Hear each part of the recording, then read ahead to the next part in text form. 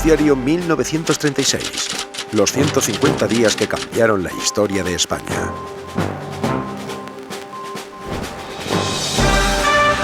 Noticiario independiente de la tarde. Desde nuestros estudios de la calle Antonio Maura de Madrid.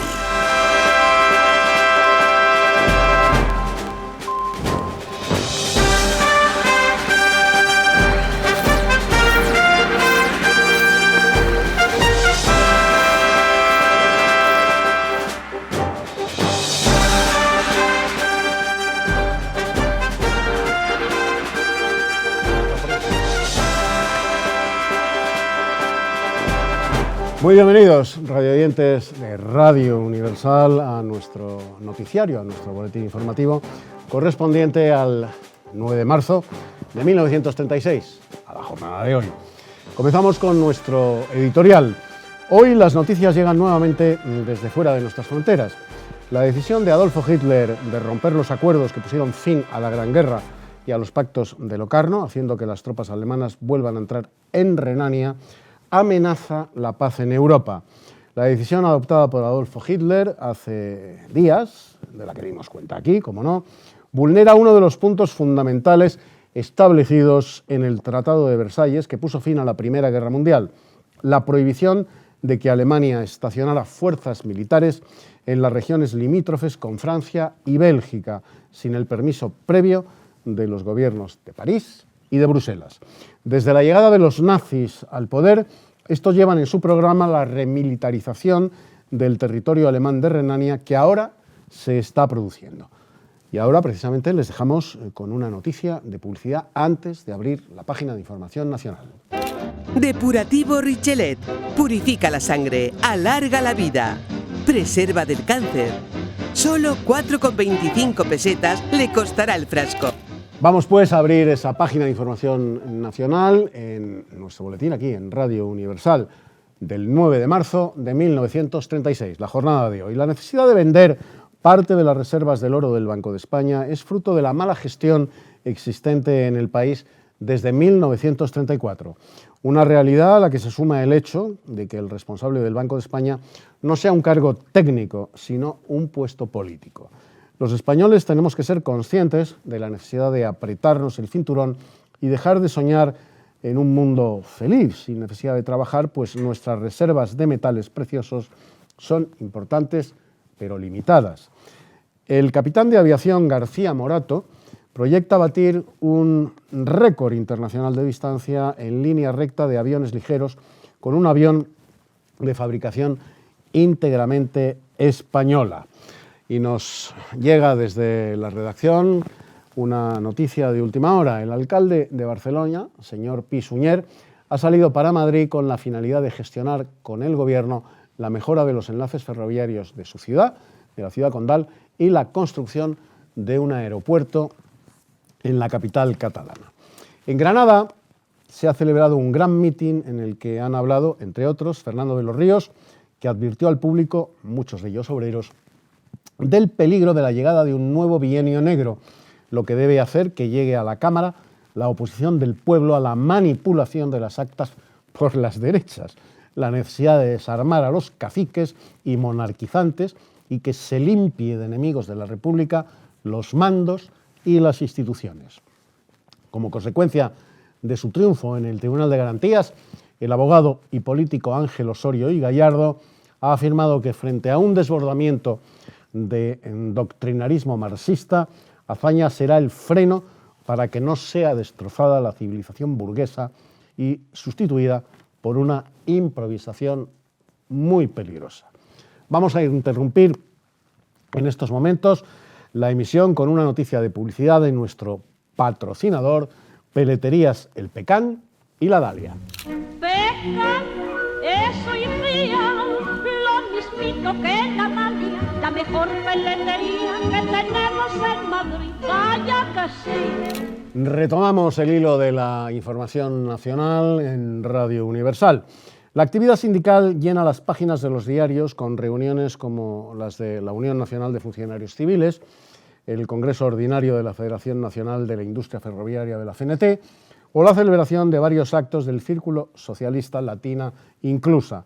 En la Plaza de Toros, el Frente Popular organizó un homenaje a la mujer española, en el que hablaron Catalina Salmerón, Dolores Ibárruri, la Pasionaria, y Julia Álvarez.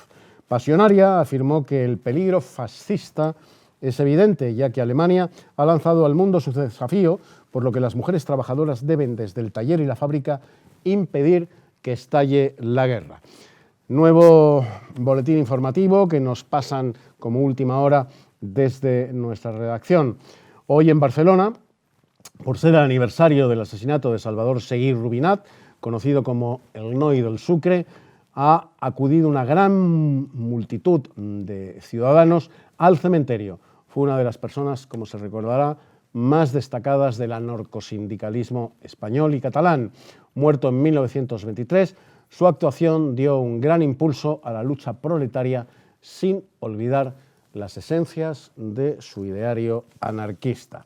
Y antes de pasar a las noticias de carácter internacional, les dejamos unos segundos con otra noticia publicitaria. Recuerde, Skoda, su chasis indeformable centra, conserva la carrocería en perfecto estado evitando su deformación, los ruidos y los desajustes de las puertas. Skoda. Y en el ámbito internacional tenemos que destacar en Radio Universal que Alemania invita a Gran Bretaña y a Italia a que acepten ser garantes ante Francia y Bélgica de las intenciones alemanas en las fronteras, al tiempo que Adolfo Hitler disuelve el Reichstag y afirma que existe la posibilidad de que Alemania regrese a la Sociedad de Naciones que abandonó, como se recordará, en octubre de 1933. Y en cuanto a las noticias de sociedad, hay que reseñar, en el baile de la prensa se sorteó un automóvil, Auto Unión, que tocó a don Francisco Crespo. Enhorabuena, don Francisco. Y con esta noticia nos despedimos, no sin dejarles disfrutando, como hacemos siempre, de una melodía musical de nuestra selección, por supuesto.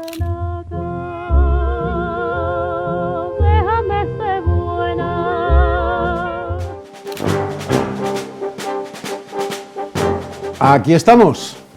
Fíjense cómo nos hemos trasladado desde el 9 de marzo de 1936 al 9 de marzo de 2019, acompañados, ¿con quién mejor?, de la profesora Milagrosa Romero Samper, profesora titular de Historia de la CEU San Pablo. Muy bienvenida nuevamente, Milagrosa. Bien hallado, Eduardo, muchas gracias. Vamos a ver, ¿a qué se refiere la noticia que hemos dado en el boletín de 1936, del 9 de marzo del 36, cuando hablábamos del Tratado de Versalles?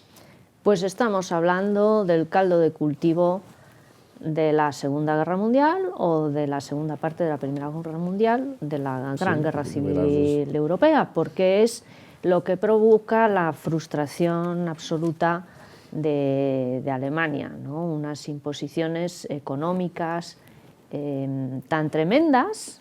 Alemania se le obliga a afirmar que ha sido la responsable de la guerra, a pagar unas indemnizaciones con barcos, con cosechas, con ganado en dinero, tan descomunales, Eduardo, fíjate, que ¿sabes cuándo Alemania acaba de pagar esas indemnizaciones y los intereses devengados? Ni más ni menos que en 2010. ¿Cuánta gente sabe eso? Ya con la Merkel. Ya, sí. Se plantearon que eso ya era a fondo perdido, que iba a ser imposible, pero solo con Alemania unificada va a ser posible. Y luego la ocupación de territorios como Renania, como la cuenca del Ruhr, la desmilitarización completa, en fin, una serie de exigencias pues bastante duras. En este sentido, Milagrosa, hay historiadores que sostienen que las potencias aliadas, cuando Hitler empieza a recuperar esos terrenos, esos territorios, por mejor decir, que le fueron arrebatados, pues no actuaron inmediatamente, porque en el fondo, tanto franceses como ingleses eran conscientes de que habían sido extremadamente duros con Alemania en el Tratado de Versalles. Efectivamente, dicen, esto es lógico, vamos a dejarles que actúen aquí, la Sociedad de Naciones aquí que se tenga la boquita callada, se va a parar ahí la cosa, no va a seguir adelante. Mientras no pase de los territorios considerados étnicos, germánicos, claro, pues, en fin, vamos a dejarle, ¿no? Bueno, ¿qué zona de Europa era en Renania y por qué es importante la zona industrial del Ruhr? Pues Renania nos situamos en el tramo final del Rin, antes de que desemboque en Holanda, etcétera, etcétera. Entonces vemos que tiene fronteras con Holanda, con Bélgica, con Francia, con Luxemburgo. Es un poco el tapón con todos estos países. Claro, controla toda la entrada, el Rin es la gran vía de navegación de toda Europa central. Y luego además es la zona de producción de carbón y de acero, la cuenca del Ruhr, donde está concentrada toda la industria, pensemos, o estaba porque ya ha sido desmantelado, en Dortmund, en Düsseldorf, en Colonia, en Essen, etcétera, etcétera. Entonces estamos hablando de materiales necesarios para el rearme, para la industria armamentística. Ahí tenemos las empresas famosísimas Thyssen y Krupp, los grandes fabricantes de los megacañones de la Primera Guerra Mundial. Una gran industria del acero, efectivamente. ¿Y la Sociedad de Naciones? ¿Qué era la Sociedad de Naciones? ¿Cómo surge? ¿Cuándo surge la Sociedad de Naciones, de la que hemos dado cuenta por las sanciones que le impuso a Italia por la Guerra de Abisinia? Claro, la Sociedad de Naciones es el inmediato antecedente de la ONU, de las Naciones Unidas. Se crea también a raíz de ese Tratado de Versalles, al finalizar la Primera Guerra Mundial, con la intención de evitar futuros conflictos, futuras guerras, mediante el arbitraje. Pues se cubrieron de gloria, ¿eh?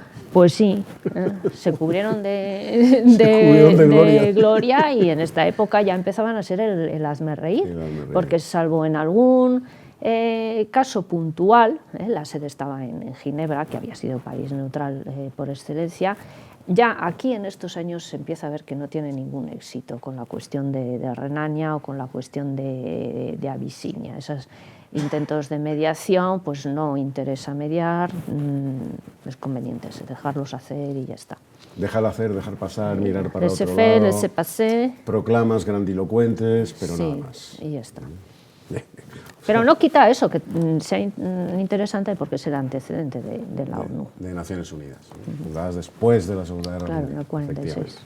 Bueno, hemos hablado también en el informativo Milagrosa del 13º aniversario de la muerte de Salvador Seguí, un anarquista que fue asesinado, ¿no? Sí, asesinado por miembros del llamado Sindicato Libre, que eran aquellos obreros no encuadrados en la CNT ni en la UGT, que a su vez en esos años 10 estaban siendo objeto de agresiones por parte de los anarquistas, del terrorismo anarquista, y que pues son armados por la patronal, o incluso algunos dicen por el propio gobernador de Barcelona, que era Martínez Anido. Entonces es una especie de fuerza contra la CNT.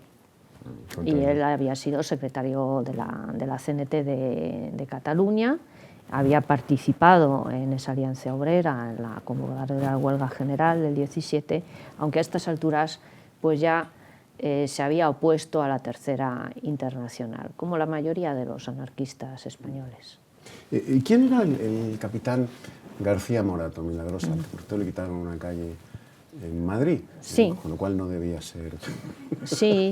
¿Y qué importancia tenía entonces, bueno, pues esas pruebas de aviación, sí, que estaban tan de moda y que supongo que gracias a ellas posteriormente... García Morato, claro, efectivamente va a ser uno de los ases de la aviación de los años 30, va a brillar en la Guerra Civil Española con su escuadrilla, que decía vista, valor y al toro. Suerte, vista, valor y al toro. Suerte, vista, valor y al toro.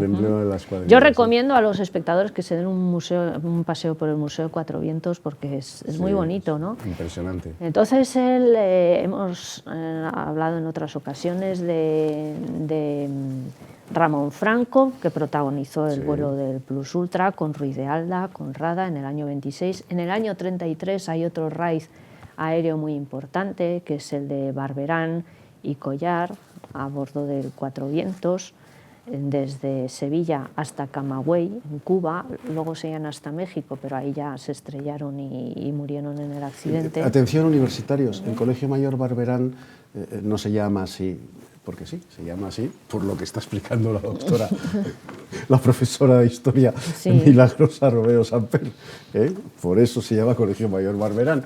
por ese héroe, ese as de Sí. la aviación española.